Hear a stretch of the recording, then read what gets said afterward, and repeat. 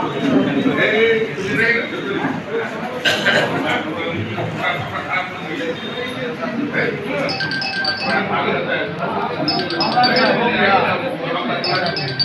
लिया, एक इसमें भी ले था। रुको,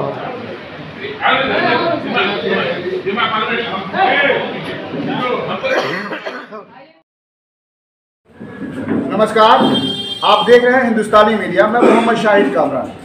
आज मौजूद हैं मधुबनी विधानसभा के नव निर्वाचित तीसरी बार निर्वाचित विधायक समीर कुमार महासेठ जी। विधायक जी, आपका हिंदुस्तानी मीडिया में स्वागत है और हमारे परिवार से आपको बहुत बहुत मुबारकबाद। विधायक जी, आपसे हम जानना चाहेंगे कि आप तीसरी बार विधायक बने हैं। सबसे पहले तो आप मधुबनी जिलावासी को, मधुबनी विधानसभा क्षेत्र के जनता को आप अपने तरफ से एक संदेश दें। सबसे पहले मधुबनी की जनता को आदाब, सलाम, प्रणाम, नमस्कार।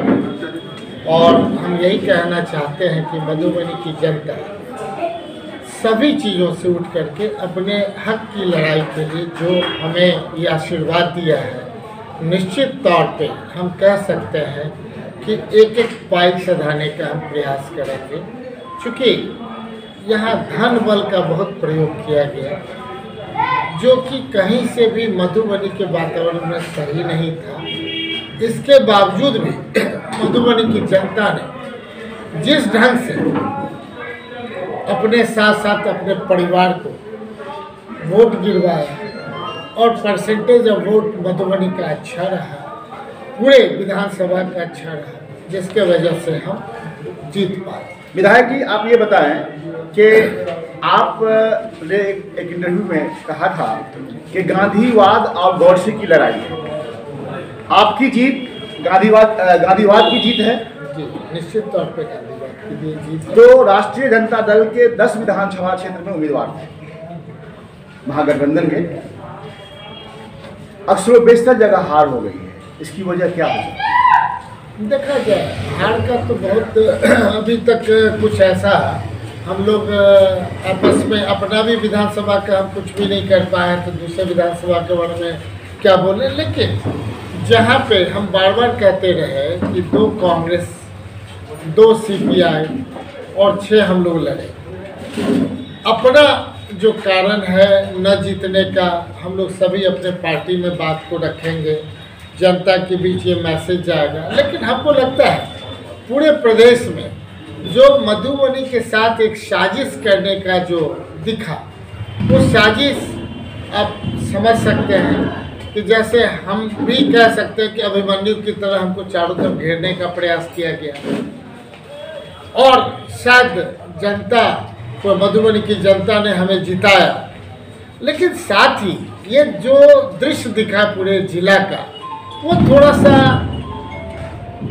अपने ही पार्टी के लोग वो ज़्यादा विरोध किए, चाहे वो कांग्रेस के हों, चाहे वो CPI के हों, चाहे राष्ट्रीय जनता दल के हों।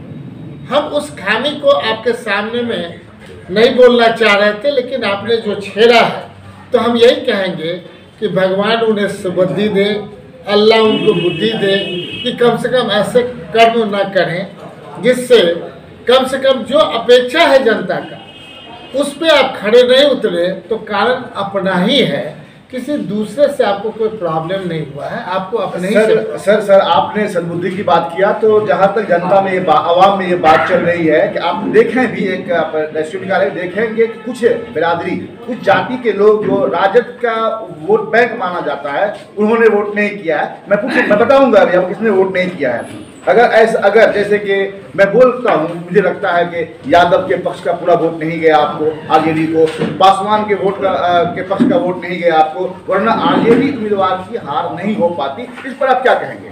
तेजस्वी साहब फेल रहे यादव को और पासवान को मनाने में, या फिर यहाँ की वो उम्मीदवार फेल रहे? देखिए, सभी को ये जानना पड़ेगा कि हर एक व्यक्ति अपने अपने में खुद ही डॉक्टर है, हर एक इंसान डॉक्टर है। उसे अगर किसी डॉक्टर को कोई इलाज कराने जाना पड़ता है तो उसको बताना पड़ता है कि हमको माथा में दर्द है कि पेट का दर्द है या हमें क्या तकलीफ है। तो हमारे लोग मधुबनी की जनता 10 विधानसभा के लोग जानते हैं कि हमारे कौन अच्छे हैं कौन बुरे हैं, कौन क्या करेंगे, ये हमें बताने की आवश्यकता नहीं। केवल उनके आपके माध्यम से सद्बुद्धि देने का प्रयास करेंगे। ऐसा कृत्य आप न करें जो पार्टी में आप ही का गिरावट हो, चाहे वो कोई पार्टी हो, हमारी पार्टी हो, हमारे महागठबंधन की पार्टी हो या भारतीय जनता पार्टी क्यों नहीं हो, जदयू क्यों नहीं हो, दूसरे पार्टी के लिए भी वही हम लेसन देंगे। जब हम गांधीवादी आधार पे हम इलेक्शन लड़ रहे थे, गोडसेवादी का विरोध कर रहे थे, तो धारा तो 2 ही था। आप गोडसे को मदद किए, सीधा बात है, गांधीवादी की तरफ नहीं गए। तो जो लोग गए ये बात उन पर लगेगा और स्टेट में लगेगा कि गोडसे का धारा भारतवर्ष में नहीं चलेगा। जब चलेगा गांधीवादी चलेगा, गांधीवादी ही चलेगा।